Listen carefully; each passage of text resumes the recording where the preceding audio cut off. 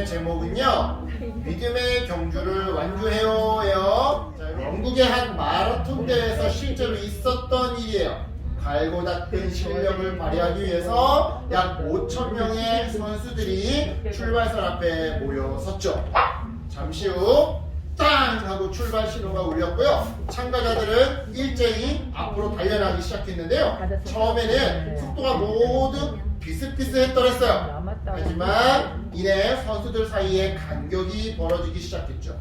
그렇게 2시간을 넘게 달려서 마침내 마크 후드라는 사람이 1등으로 결승선을 통과하게 되었는데요. 잠시 후 아주 황당한 일이 벌어지고 말았어요.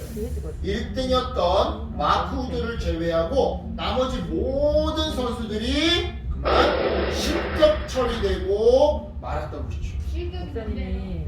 무효! 얘네들은 뭐 2등도 아니고 3등도 아니고 그냥 무효! 너희들의 성적은 기록도 되지 않아! 무효 처리입니다. 아예. 네. 도대체 왜 이런 일이 벌어졌던 걸까요? 알고 보니 2위로 달리던 선수가 정해진 코스에서 벗어나서 잘못된 길로 달렸던 거예요. 그런데 그거를 뒤따라오는 선수들이 알아채지 못하고 2등 선수가 가니까 그 2등 선수가 가는 뒷모습만 보고 따라갔던 거죠. 2등 선수가 잘못된 길로 가고 있던 겁니다. 네. 이처럼 여러분, 마라톤 경주에 있어 가장 중요한 것은요, 바로 정해진 길로 달리는 거예요. 즉, 아무리 준비를 많이 했더라도, 아무리 빨리 달리더라도, 아무리 노력을 많이 쏟는다 하더라도 정해진 길을 벗어나면 아무 소용이 없더라는 것이죠. 이러한 맥락에서 오늘 말씀에도요, 경주에 참가한 사람들의 이야기가 등장해요. 정말 그러한지 말씀 속으로 한번 들어가 볼게요. 여러분, 오늘 본문 이 히브리서는요, 유대교인으로 살다가 예수님을 믿고 크리스천이 된 유대인 크리스천들을 향해 보내진 편지인데요. 이 히브리서 쓰여질 당시 유대인들은 로마의 식민 통치를 받고 있었더랬어요. 그리고 로마는 당시에 전 유럽을 지배했던 아주 강한 나라였죠. 그런데 이처럼 넓은 지역을 다스리는 힘이 강했던 로마가 착하고 정의로웠다면 얼마나 좋았겠어요. 그 로마는요, 힘은 셌지만 통치 지역은 넓었지만 아주 못되고 악한 나라였어요. 얼마나 못됐냐? 당시 로마는요, 로마 황제를 마치 신처럼 떠받들고 섬기게 했더랬어요. 그래야 자기가 원래 믿던 신을 예배할 수 있도록 허락해주고, 또한 장사도 할 수 있게 허락해주고, 일도 할 수 있게 허락해주었죠. 심지어 어떤 동네에 가면요, 황제를 신처럼 숭배하고 떠받들어야지만 고기를 먹을 수 있도록 해줬어요. 저 사람 누구예요? 로마 황제. 또한 어떤 동네에 가면요, 로마 황제를 신처럼 떠받들어야지만 병원에 가서 치료를 받을 수 있게끔 해준 동네도 있었어요. 하지만 이런 상황에서요, 그리스도인들은요, 남들과 다르게 행동했어요. 즉, 그들은 로마 황제를 섬기는 일을 우상 숭배라고 생각한 나머지 황제 신상이, 황제 동상에 절하는 것을 거절했던 것이죠. 황제를 신처럼 숭배하는 것을 거절했던 것이죠. 그렇게 숭배하지 않았던 것이죠. 이 사실을 알게 된 로마 황제는요, 화가 났어요. 아니, 다른 사람들은 다 나를 신처럼 떠받드는데 기독교인들, 크리스천들, 너희들은 뭐가 잘났다고 나를 신처럼 떠받들지를 않아? 왜 내 동상에 절을 하지 않아? 화가 났어요. 화가 나서 여러 방법으로 그리스도인들을 괴롭히기 시작했죠. 매를 때리고 억지로 끌고 가 감옥에 가두는 것은 물론이고요, 심지어는 사나운 짐승의 먹이가 되게 했는데요. 즉, 갖가지 잔인한 방법으로 그리스도인들의 목숨을 빼앗아간 거예요. 그 결과 그리스도인들은요, 로마 황제를 피해 이곳저곳 흩어지게 되었어요. 그런데 문제는 이것만이 아니었어요. 당시의 그리스도인들에게는요, 로마 황제의 괴롭힘 외에도 큰 문제가 하나 더 있었는데, 그것은 바로 과거의 잘못된 습관으로 돌아가려는 것이었어요. 이게 무슨 말이냐?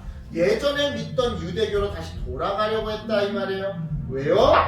유대교로 돌아가면 로마 황제의 핍박에서 벗어날 수 있었거든요. 그러다 보니 예수님을 믿는 유대인들 중에서 수많은 사람들이 예수님을 버리고 다시 유대교로 돌아가려고 했던 건데요. 참고로 이 유대교는요, 하나님께서 주신 구약의 율법을 글자 그대로 철저히 지키며 살았더랬어요. 또한 예배 역시 짐승을 죽여서 그 짐승의 피와 시체를 헌금 대신 제물로 바치는 구약 방식의 예배를 고집했더랬죠. 왜요? 왜냐? 사람의 행동과 노력으로 하나님께 구원을 받고 은혜를 받는다고 생각했으니까요. 하지만 이건 유대교인들의 착각이었어요. 왜냐? 예수님으로 인해 구약의 율법과 예배는 완전하게 달라졌기 때문이죠. 자, 예수님의 새 언약 덕분에 우리 지난 시간에 뭐 배웠죠? 주님의 만찬 배웠었죠? 이게 떡이고 이게 포도주인데 예수님의 새 언약 덕분에 이제 우리는 율법을 다 지키지 못해도 구원받을 수 있게 되었어요. 바로 예수 그리스도를 믿는 믿음을 통해서 말이죠. 즉 이전에 착한 행실을 내가 많이 못했다 하더라도, 이전에 엄마 아빠 말 안 듣고 목사님 말 안 들었다 하더라도 예수님을 믿고 따르면 그 누구든 구원받을 수 있게 된 건데요. 동시에 예수님의 십자가 죽음 덕분에 우리의 예배는 더 이상 짐승을 죽여서 바칠 필요가 없게 되었어요.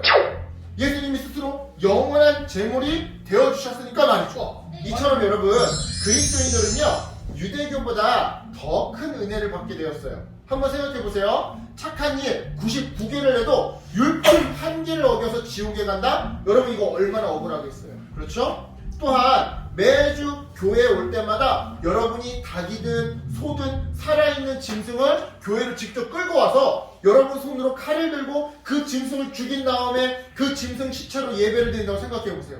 생각만 해도 잔인하고 무섭죠. 그런데 예수님 덕분에, 예수님의 십자가 죽음 덕분에 율법 99개를 어겨도 예수님께 눈물을 흘리며 진심으로 회개하면 천국에 가게 되었어요. 또한 예배 드릴 때 짐승 없이 예배를 해도 그냥 헌금을 가지고 와도 예수님을 향한 진실한 마음만 있으면 하나님은 우리의 예배를 받아주신단 말이죠. 그러니 유대교보다 이 그리스도교, 기독교가 더 큰 은혜인 것이죠. 하지만 당시의 그리스도인들은요, 로마의 핍박이 너무 심하다 보니까 막 예수 믿는다고 하면 콜로세움에 끌고 가가지고 사자밥으로 던져주고 막 십자가에 매달려 죽이니까 자꾸만 이 사실을 까먹었던 거예요. 까먹고는요, 로마의 핍박이 없는 유대교로, 그래서 다시 율법을 철저히 지키며 짐승 제사를 드리는 유대교로 예수님을 버리고 다시 돌아가려고 했던 것이죠. 바로 이러한 상황에서 히브리서는요, 이처럼 갈팡질팡하는 성도들을 격려하면서 그럴수록 더 예수님을 믿고 따라가라고 했던 거예요. 바로 믿음의 경주라는 이미지를 통해서 말이죠. 자, 여러분, 이 믿음의 경주에서 중요한 것은요, 단 한 가지예요. 그건 바로 예수님을 바라보는 거예요. 앞에서도 이야기했듯이 모든 경주의 기본은요, 정해진 길로 달려가는 거예요. 즉 아무리 오랜 시간 내가 연습하고 준비했다 하더라도, 아무리 열심히 빠르게 달렸다 하더라도 정해진 길을 벗어나면 아무 소용이 없다는 것이죠. 오직 목표 지점만을 바라보고서는 바른 길로, 정해진 길로 달려가야지만 경주를 잘 마칠 수 있는데요. 믿음의 경주도 이와 마찬가지예요. 즉 유일한 구원의 길, 구원을 얻기 위해 정해진 길, 바로 예수님만을 바라보며 따라가야 하는 것이죠. 아무리 선한 행동을 오랜 시간 많이 해왔다 하더라도, 아무리 목사님 말, 부모님 말을 바로바로 빨리빨리 듣는다 하더라도 예수님을 믿지 않고 예수님 등 뒤를 따라가지 않으면 소용이 없어요. 오직 예수님을 따라가야지만 구원의 결승점에 도착할 수 있는 것이죠. 이런 의미에서 여러분이 마라톤 선수가 되어서 경주를 한다고 한번 상상해보세요. 자, 옆을 봤더니만 이미 믿음의 경주를 끝마친 믿음의 조상들이 보여요. 그분들이 여러분한테 응원을 하는데 뭐라고 응원한다고 들어보니까 힘차게 달려라, 파이팅! 힘을 내! 할 수 있어! 이 상황에서 여러분이 해야 하는 것은 오직 하나예요. 그건 바로 우리를 위해 십자가에서 죽으신 예수님만 바라보며 달려가야 하는 것이었어요. 그런데요, 열심히 달리다 보니까 첫 번째 장애물이 나타났어요. 한 친구가 길을 막고 이렇게 이야기하네요. 야, 예배하지 말고 나랑 놀자. 예배 시간에 딴 생각하자. 딴짓하자. 자, 어떻게 해야 할까요? 예수님을 바라봐야겠죠? 예수님이라면 예배 시간에 예배 안 드리고 도망갈까요? 안 돼요.